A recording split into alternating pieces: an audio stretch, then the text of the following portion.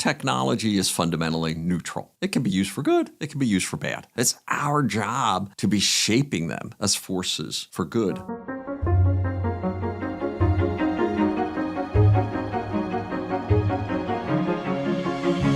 I am here with Pat Gelsinger, who has had one of the most legendary tech careers in the world, really. Came from a farm in Pennsylvania to work for Intel at a very young age, had a career that was just an enviable career there in and of itself before he was called away to lead various other ventures, including CEO of VMware, where Glassdoor named him the #1 CEO in America. Welcome, Pat. Hey, thank you. Pleasure to be here. And George Fox is a place close to my heart. We're so proud and we're so happy to have you here. Has this past 5 years been the wildest 5 years or so we've seen in the tech industry? Like, what a crazy time to be alive in tech. This is pretty epic.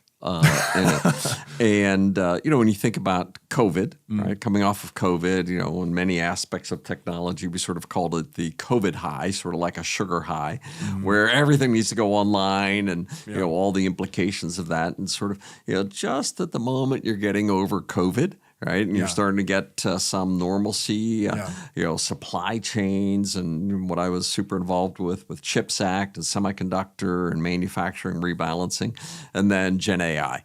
Right. And this, 55-year, right, AI thing, right, that went through multiple AI winters has just exploded. And I sort of think of that like the internet. Wow. Right. Yeah. Where, I remember the first time I went on the internet. Oh, do you? Oh. With the dial-up, like the modem and the ringing and all that we stuff? were a big business, so we actually had a switch network access to the backbone. But I went on the internet on Tuesday. Wow. And I think I had time to do it again on Friday. Yes. Oh, it was like a holy moment. And now if you kept your teenager off the internet for 10 seconds, you have ruined their very existence. Right.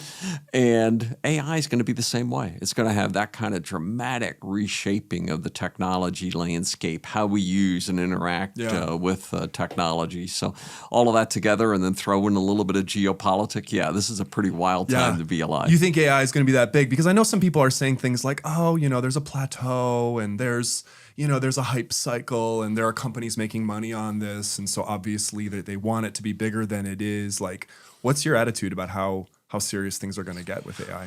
Oh, I think, like the internet, it will redefine human experience. Wow. And in many regards, I believe that it will be bigger than the internet was on the interactions. And a couple of aspects to that. One is essentially we humans have been adjusting to machines since the beginning of computing. With AI, machines are now adjusting to us.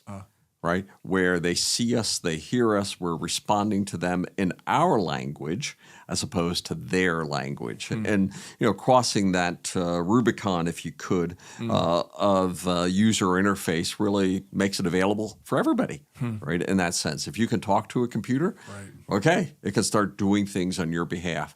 So I do see it that pervasive. Obviously, every one of these technology waves build on each other. So the market's getting bigger connectivity brings more people into the social and technological context. Right. So AI is the biggest one, but hey, after that, I see it as the next one, and we're working on quantum computing. So we're far from done, and technology implications. We have 2 decades in front of us for AI, but even before that finishes, we'll be well into the quantum generation. I have a question that I've been embarrassed to ask, and I can read a Wikipedia article, but I feel like, for our audience, which is all kinds of people from all kinds of backgrounds, I just want to ask you, what is quantum computing? How would you describe it to somebody who doesn't know anything about computers but is interested in technology, probably has heard of it, probably has some sense that it's like computers that are really fast? Well, first, you've seen images of quantum computers. So let's give a little bit of I'll say the hard tech aspect first. And you've seen these big like chandeliers, right, images and so on. All that is a refrigerator. There's a little qubit at the bottom of it, at that refrigerator. Keeping it cool. Keeping it cold. And it's not like keeping it cool, it's keeping it cold. Like really cold. Yeah. You are within 1 to 5 degrees of absolute zero. Oh. So cryogenic temperatures, as Okay. they're referred to. So, all of the quantum effects, whether they're lights, whether they're single electron effects, whether they're superconductors, they're all happening close to absolute zero. So first thing, you're building these big, super cold environments, for them. And then you're creating quantum effects, right? Literally the spin of an electron could become a qubit. And instead of having a digit or a bit, as we refer to it in classic computing, you're creating a qubit. And a qubit is essentially the single digit of quantum computing. Now, the magic of that is that a single digit, right, in classical computing can be a 0 or a 1. In quantum computing, it can take on many states and it can be entangled with other qubits. Right? Oh, entanglement. I've heard right? that as a quantum term. Yeah, Yes. right. So now I can get this exponentially larger state space, based on multiple qubits being entangled with each other. So now, why does any of that care? So, it's like this really cool, geeky kind of stuff. Yeah. Well, there's a lot of problems that can be solved in the digital domain, but many problems that will never be solved in the digital domain, right? They're essentially quantum effects that need a quantum computer to simulate them. And, those are the kind of problems that are going to become possible with quantum effects. And, some of the problems that we can solve in the quantum space, maybe it'll take me a day on a quantum computer. It might take me 1 billion years to solve that same equation on a digital or AI computer. And that's why this is like so breathtaking, because problems that are not computational today in classical computing, ones and zeros, will become computationally possible on quantum or qubit machines. Wow. And that's what gets us excited about it. And there's aspects of human genes that we're not going to be able to solve, areas like proteins and how they're formed and managed. There's material science that we're not going to be able to solve short of quantum computing. We're going to be able to make new discoveries around complex materials and effects that aren't possible today. We're going to be able to, essentially identify, in different domains where today we might have looked at, 100 versions of magnets. There's 10,000 versions possible.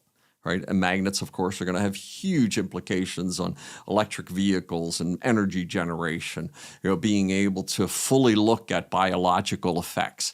Today we're sort of shooting in the dark. I gave this to a rat. It didn't respond negatively. Let's try it on the human. Yeah. I'm going to simulate them all on a quantum computer, and I'm going to pick the right ones, not guess like we have in the past. So it's going to be a thrilling time.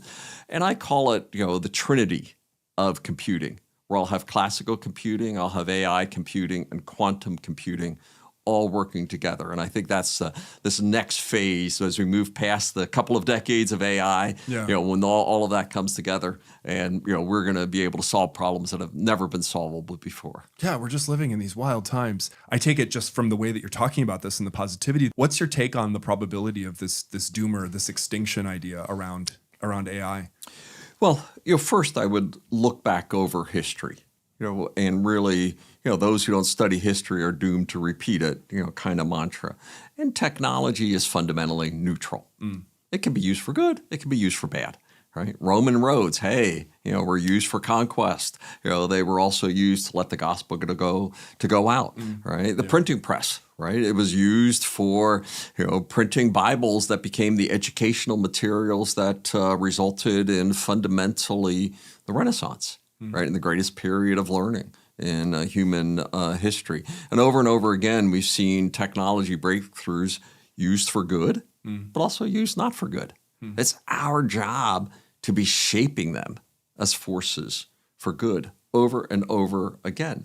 And every one of those breakthroughs, you remember when you first put a cell phone, oh man, it's going to fry your brain, right? When we first watched the TV, oh my, the first calculator, oh, people aren't going to be able to do math anymore. Just over and over again, right? We've seen those perspectives that it has destructive characteristics, and some of them are. Right, the first nuclear bomb or atomic bomb, but it also ushered in new forms of energy, new forms of understanding of materials as well. And I think it's our job to embrace them, to use them, to be shaping them as a force for good. And we see that over and over again through history. And I don't believe that there's some super AGI or some super intelligence that's going to eliminate humanity. But I do think there's risk for any technology if it's not properly managed and used.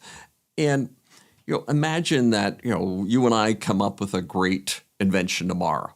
We'll call it the Fox, right? For George Fox, great invention, but it has some bad side effects, right? And we're going to put it into our cars or into our drugs or into our social networks or into some other aspect. It has some really bad side effects.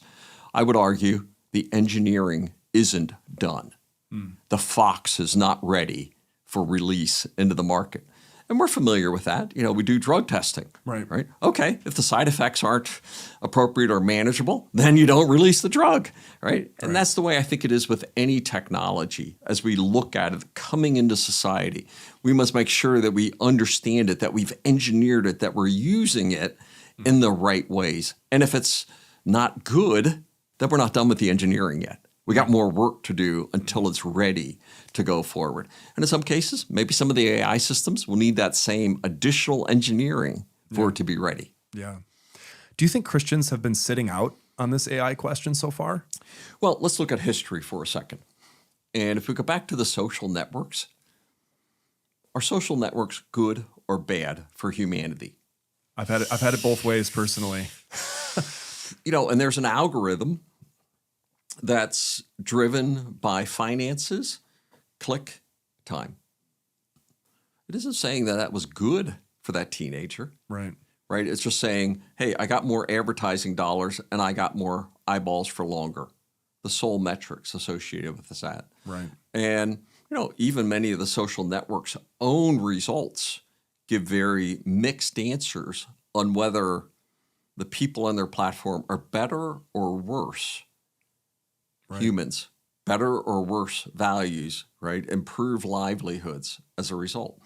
We in the faith and flourishing community, we didn't show up for that discussion, right?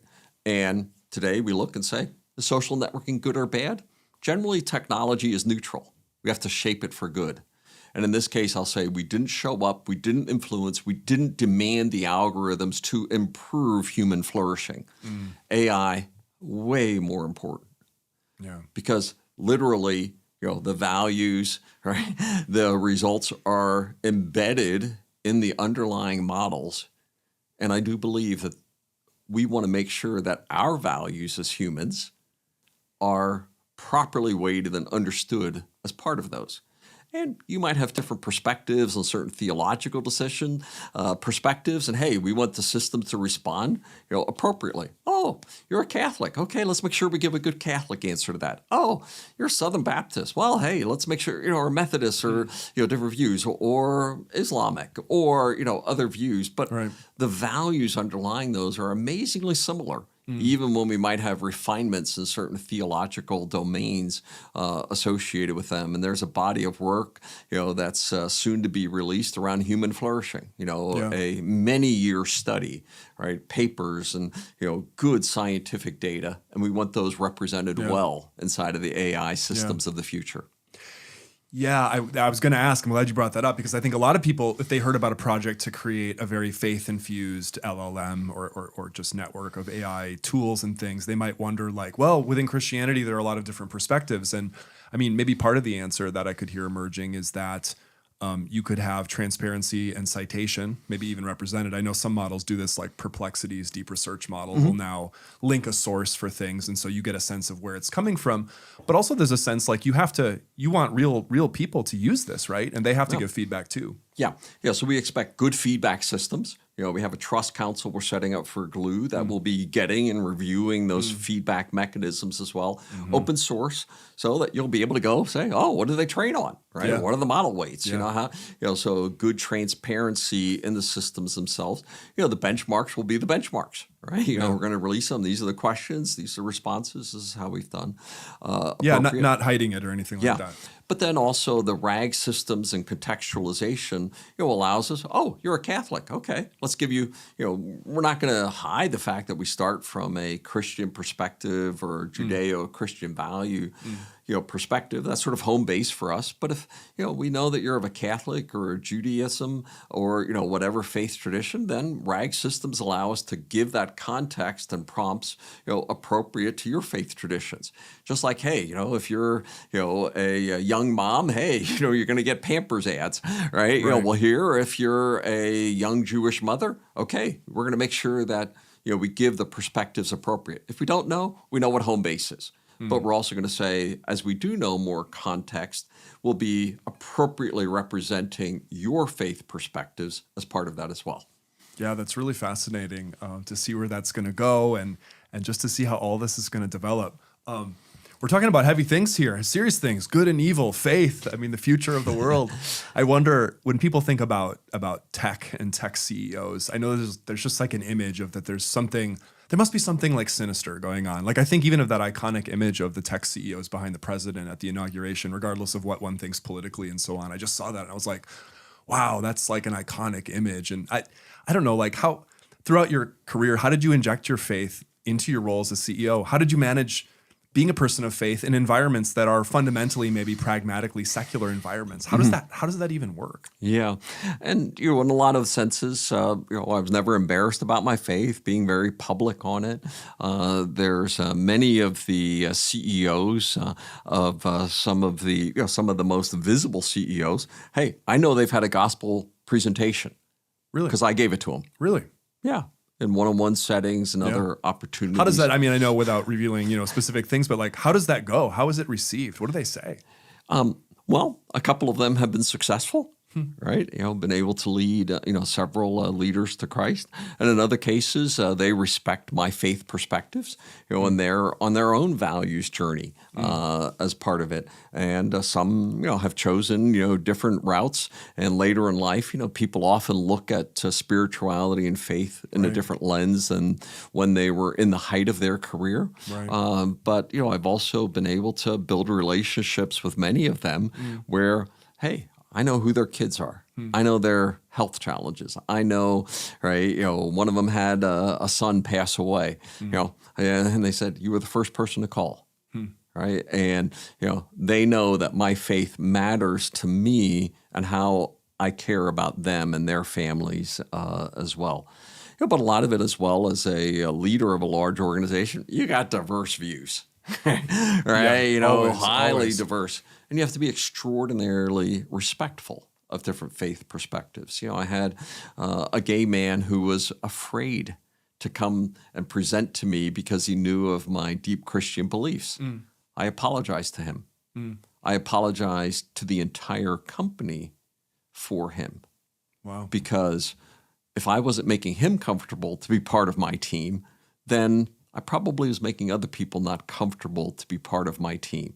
And in that, hey, the more engaging, the more inquisitive I am of other faith traditions and other value perspectives, the more I get to be representative of mine. Right, in it. And, against that, I think it's, done with a winsome inquisitiveness. You actually unleash extraordinary energy across your team. I think differently than Pat does, but he's like one of the first people that asked me about my faith tradition ever, right? And, for that, I want to know them on a deeper level, than others might. And it becomes very empowering when you do it with a winsome curiosity. Yeah, that's so fascinating. I wonder, as we close here, as you think about this chapter in your life and your career, I don't know, do you feel like you're just out there on the open road, like on a motorcycle, just with all these possibilities, or like I don't know, how are you looking at this chapter in your life? Well, I'm at a place where I wasn't expecting to be at this point. But, I've had 45 years in technology. I'm, in my 60s now. 45 years. It's just like, it's just been extraordinary. Yeah. My only regret is I'm not 20 years younger. Yeah. Right? There's just so many wonderful things going on that a technologist gets to participate in at this point. And given that corpus of experiences, that set of relationships, and now what we're doing at Playground, I get to participate in some of the deepest tech things going on in the world today. Quantum computing, new light sources, new material structures, superconducting. Things that are just like we are out there, right? For it, and I get to participate in those. Yeah. But I also get to bring the two pillars of my life together. Faith and tech. In works like our philanthropies, but through platforms like Gloo, really to work to enable the faith ecosystem with the best tech so that they can execute their missions more effectively to the glory of God. Pat, thanks for talking with us here, not just about deep tech things, but also about deep human things and deep faith things. Thank you so much. Thank you. Yeah.